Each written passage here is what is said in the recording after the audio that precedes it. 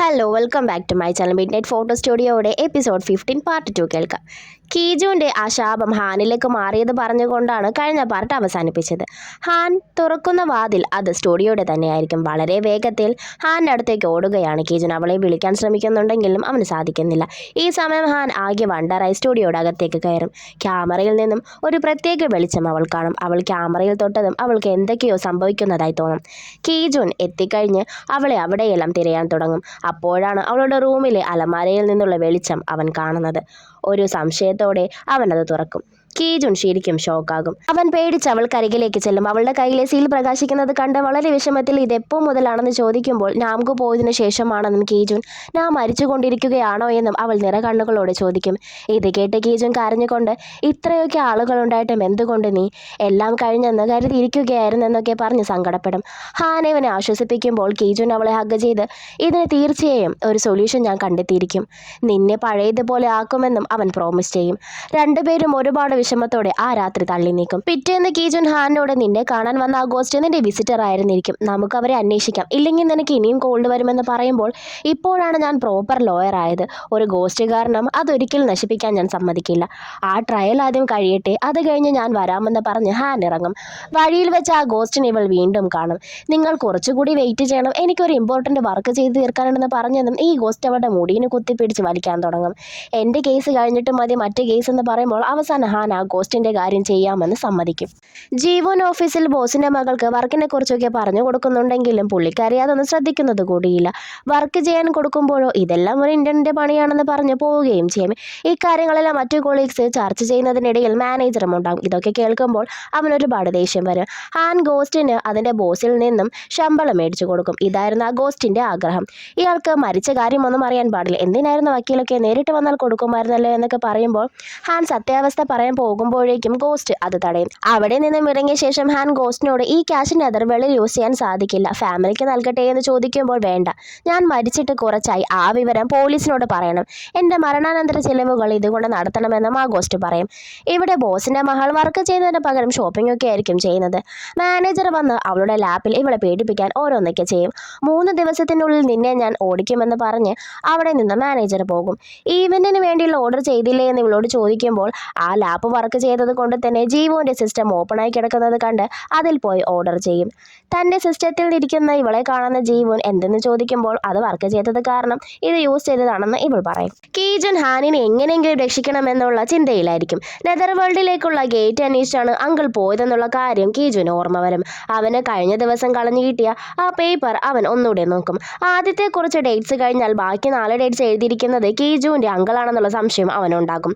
അതിൽ 3ാമത്തെ ഡേറ്റിലാണ് uncle disappear ആയതും. കീജുൻ ഉടനെ ഹാനെ വിളിച്ച് എനിക്ക് സ്റ്റുഡിയോയിലുള്ള കുറച്ച് ജേർണൽസ് വേണമെന്ന് പറയുമ്പോൾ അതിനെന്താ എടുത്തോളാൻ ഹാൻ പറയും. നീ ഓക്കെ അല്ലേ എന്ന് ചോദിക്കുമ്പോൾ ഞാൻ വളരെയധികം ഓക്കെ ആണെന്ന് ഹാൻ പറയും. ഹാനെ കണ്ടത് മുന്നേ ഗോസ്റ്റിന് ശമ്പളം കൊടുത്ത ആ മുതലാളി പോലീസുകാർക്ക് ഹാനെ കാണിച്ചു കൊടുത്ത് ഇവളാണ് മരിച്ച വ്യക്തിയുടെ പേരിൽ എൻ്റെ കയ്യിൽ നിന്നും പൈസ തട്ടിയെടുത്തതെന്ന് പറയും. ഹാനോടെന്ന് പറയാൻ ശ്രമിക്കുന്നുണ്ടെങ്കിലും അവർ അവളെ കൊണ്ടുപോകും. കീജുവിൻ്റെ ഗേറ്റ് ഓപ്പൺ ആക്കാൻ സാധിക്കാത്തത് കൊണ്ട് തന്നെ മാനേജറിനെ കൊണ്ട് ജേർണൽസ് എടുപ്പിക്കും. അങ്കിളിൻ്റെ ഹാൻഡ് റൈറ്റിംഗ് നോക്കുവാനായിരിക്കും കീജുൻ ജേർണൽസ് നോക്കുന്നത്. അങ്കിളിൻ്റേത് തന്നെയാണെന്ന് മനസ്സിലാക്കിയ ശേഷം ആ ദിവസങ്ങളുടെ പ്രത്യേകത എന്തെന്ന് അവൻ സെർച്ച് ചെയ്യും. ബ്ലാക്ക് മൂൺ എന്ന പ്രതിഭാസം നടക്കുന്ന ഡേറ്റുകളായിരിക്കും അത്. ഓരോ 3 വർഷം കൂടുമ്പോഴാണ് ബ്ലാക്ക് മൂൺ ഡേ ഉണ്ടാകുന്നത്. അടുത്ത ബ്ലാക്ക് മൂണിൻ്റെ ഡേറ്റും അതിലുണ്ടാകും. ഈ സമയം ആ ഗോസ്റ്റ് വന്ന് കീജുവിനോട് ഹാനിൻ്റെ കാര്യങ്ങൾ പറയും. കീജുൻ ചെന്ന് അവളെ ഹെൽപ്പ് ചെയ്യും. നിനക്ക് എന്നെ വിളിക്കാമായിരുന്നില്ലേ എന്ന് കീജുൻ ദേഷ്യത്തോട് ചോദിക്കുമ്പോൾ സോറി, നീ വറീഡാകുമെന്ന് കരുതിയിട്ടാണെന്ന് ഹാൻ പറയും. ഇവർ അങ്ങനെ വീടെത്തുമ്പോൾ ഇവളെയും കാത്ത് അവിടെ ഇവളുടെ സീനിയർ നിൽപ്പുണ്ടായിരുന്നു. ഇന്നത്തെ ട്രയലിന് എവിഡൻസ് കൊണ്ടുവരാത്തതിനും ഫോൺ വിളിച്ചിട്ട് എടുക്കാത്തതിനും ഒരുപാട് വഴക്ക് പറയും. നീ നിന്റെ ക്ലയൻറ്റിനോടെങ്കിലും കുറച്ചെങ്കിലും കെയർ കാണിക്കണമെന്ന് പറഞ്ഞ് വളരെ ദേഷ്യത്തിലും സങ്കടത്തിലും ഫയൽ കൊടുത്തു കൊണ്ടുപോകും. ഹാനിൻ്റെ അവസ്ഥ കണ്ട് കീജുവിനും നല്ല വിഷമമാകും. പിറ്റേന്ന് മാനേജർക്ക് ആ പേപ്പർ കാണിച്ച് ഈ ഡേറ്റിലെ ഒന്നിലാണ് അങ്കിൾ ഡിസപ്പിയർ ആയതെന്നും ഏഞ്ചൽ ഓഫ് ഡെത്തിനെ കാണാൻ അങ്കിൾ നെതർ വേൾഡിലേക്കുള്ള വഴി കണ്ടെത്തിയിരുന്നുവെന്നും കീജുൻ പറയും. പക്ഷേ ആ ടണലിൽ ചെന്നിട്ട് ഒരു കാര്യവുമില്ലെന്ന് മാനേജർ പറയുമ്പോൾ അവിടെ അടുത്ത് ഏകദേശം 100 വർഷം പഴക്കമുള്ള ഒരു ടെമ്പിളുണ്ട്. അവിടെ നിന്നും എന്തെങ്കിലും കിട്ടുമോ എന്ന് ഞാൻ നോക്കട്ടെ, നീ ഹാനിനെ നോക്കണമെന്ന് പറഞ്ഞ് കീജുൻ പോകും. ഇവിടെ ജീവോൻ്റെ സിസ്റ്റത്തിൽ നിന്നും 10,000-ന് പകരം 1000 എന്ന ഓർഡർ പോയതിന് അവളെ വഴക്കു പറയുകയായിരിക്കും നല്ലവനായ ബോസ്. ജീവോനല്ലാതെ ചെയ്തത് ബോസിൻ്റെ മകളാണെന്ന് എന്ന് പറയുമ്പോൾ നല്ലവനായ അച്ഛൻ്റെ നല്ലവളായ ആ മോള് ഞാനോ എനിക്കറിയേയില്ല എന്ന് പറയും. നീ തന്നെ ഇതിനുള്ള പരിഹാരം കാരണമെന്ന് പറഞ്ഞ് അവളുടെ മുഖത്തേക്ക് ആ പേപ്പർ വലിച്ചെറിഞ്ഞു പോകും. ഇപ്രാവശ്യം ജീവൻ ഒരുപാട് ദേഷ്യവും സങ്കടവും വരും. ഇവൾ രാത്രിയാകും വരെ ആരെയൊക്കെയോ കോണ്ടാക്ട് ചെയ്തുകൊണ്ടേയിരിക്കും ഈ പ്രോബ്ലം സോൾവ് ആക്കാൻ. എന്നാൽ എത്ര പരിശ്രമിച്ചിട്ടും അവളെ കൊണ്ട് ഒന്നും ചെയ്യാൻ കഴിയുന്നില്ല. മാനേജറിൻ്റെ വായിൽ നിന്ന് തന്നെ അവനാണ് അവളുടെ ലാപ്പ് കേടാക്കിയതെന്നറിയുന്ന ജീവൻ എല്ലാ ദേഷ്യവും സങ്കടവും അവനോട് തീർക്കും. എന്നെ സഹായിക്കാൻ വേണ്ടി ആരും ഒന്നും ചെയ്യണ്ട, എനിക്ക് ഈ ജോലി കൂടിയേ തീരും, എനിക്ക് ഫാക്ടറിയിലേക്ക് പോകണമെന്ന് പറഞ്ഞ് മുഖം തിരിച്ചുകൊണ്ട് അവൾ ഇറങ്ങും. അവസാനം കീജൂൻ ആ ടെമ്പിൾ കണ്ടെത്തും. അവിടെയുള്ള ഒരു സ്വാമിജിയുമായി ഇവൻ സംസാരിക്കും. ആളുകൾ പറയുന്നത് ഇത് നെതർ വേൾഡിന് അടുത്തുള്ള ഇടമാണെന്നാണ്. ഒരു വെളിച്ചവുമില്ലാത്ത ആ രാത്രിയിലാണ്, അതായത് ബ്ലാക്ക് മൂണിൻ്റെ അന്നാണ് നെതർ വേൾഡിലേക്കുള്ള ഗേറ്റ് ഓപ്പൺ ആകുന്നതും നെതർ വേൾഡിലുള്ളവ പുറത്തേക്ക് വരുന്നതെന്നും ഈ സ്വാമിജി പറയും. ആ സ്ഥലം എവിടെയാണെന്ന് കൃത്യമായി പറയാമോ എന്ന് കീജുൻ ചോദിക്കുമ്പോൾ അത് അറിയാതിരിക്കുന്നതാണ് ഭേദം. വിഡ്ഢിയായ ആളുകൾ അങ്ങോട്ടേക്ക് ആഗ്രഹങ്ങൾ നിറവേറ്റാൻ പോവുകയും അവരെല്ലാം തന്നെ ദുരന്താപകടങ്ങളിലേക്ക് ചെന്ന് വീഴുകയാണ് ചെയ്തതെന്നും സ്വാമിജി പറയും. ആ ടണലിൽ ഒരുപാട് പേർ മരിച്ചിട്ടുണ്ട്. 20 വർഷങ്ങൾക്ക് മുന്നേ അതടച്ചു. ഞങ്ങളതിനെ ടണൽ ഓഫ് ഡെത്ത് എന്നാണ് വിളിക്കുന്നത്. വർഷങ്ങൾക്ക് മുന്നേ നിന്നെ പോലെ തന്നെ ഒരാൾ ഇതെല്ലാം ചോദിച്ചിരുന്നു. അയാൾ പറഞ്ഞത് എന്തോ എന്ന് തിരിച്ചെടുക്കാനുള്ള ആവശ്യമാണെന്നാണെന്ന് സ്വാമിജി പറയുമ്പോൾ അതെൻ്റെ അങ്കിളായിരുന്നു. അതുകൊണ്ട് പ്ലീസ് അങ്ങ് എന്നോടെല്ലാം പറയണമെന്ന് കീജും പറയും. അവിടെ പോയവർ ആരും ജീവനോടെ തിരിച്ചു വന്നിട്ടില്ല. ഒരു ജീവനുള്ള മനുഷ്യന് അവിടേക്ക് പോകുവാനും കഴിയില്ല എന്ന് പറയും. ഇപ്പോഴാണ് നമ്മളെ കാണിക്കുന്നത് the Swamiji was a ghost എന്ന്. I shocked, you shocked, all shocked, but കീജൂൻ ഈസ് നോട്ട് ഷോക്കട്ട്. കാരണം അവനറിയാം അതൊരു കോക്കച്ചിയാണെന്ന്. ഇത് ഇവനോട് എന്നിട്ടും നീ അങ്ങോട്ടേക്ക് പോവുകയാണോ എന്ന് ചോദിക്കും. അതേ, കാരണം എനിക്ക് അവൾ സന്തോഷത്തോടെ ഇരിക്കുന്നത് കാണണം, 35 വയസ്സിന് ശേഷവുമെന്ന് കീജൂൻ പറയും. അങ്ങനെ ആ സീൻ അവിടെ കട്ടാകും.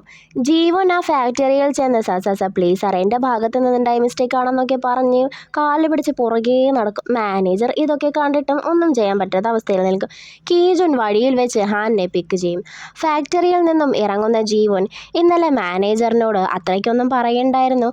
എന്തായാലും സോറി പറഞ്ഞ് മെസ്സേജ് അയക്കാൻ വേണ്ടി അവൾ ഫോൺ എടുക്കും. ഇത് കാണുന്ന മാനേജർ ഒരു പെൺകുട്ടി ഇങ്ങോട്ടേക്ക് സോറി പറയുകയെ ചേച്ചി അങ്ങനെ ചെയ്യാൻ പാടില്ല, ഞാൻ തന്നെ ഫസ്റ്റ് സോറി പറയണമെന്ന് പറഞ്ഞ് മെസ്സേജ് അയക്കുമ്പോഴേക്കും ജീവൻ പെട്ടെന്ന് തലകറങ്ങി വീഴും. ആ ഷോക്കിൽ അവൻ്റെ കയ്യിലുള്ള ഫോൺ തെറിച്ച് വീഴും. ഇവനാണെങ്കിൽ അവളെ തൊടാനും പറ്റുന്നില്ല, ഫോണാണെങ്കിൽ കാണുകയുമില്ല.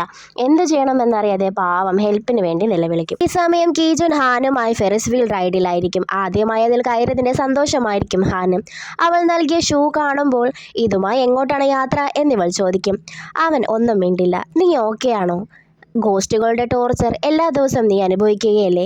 ആളുകളാണെങ്കിൽ നിന്നെ ഒരു ഭ്രാന്തിയെ പോലെയായിരിക്കും കാണുന്നതെന്നൊക്കെ കീജുൻ പറയുമ്പോൾ അങ്ങനെ തന്നെയെല്ലാം നീയും ജീവിച്ചിരുന്നതെന്ന് ഹാൻ പറയും.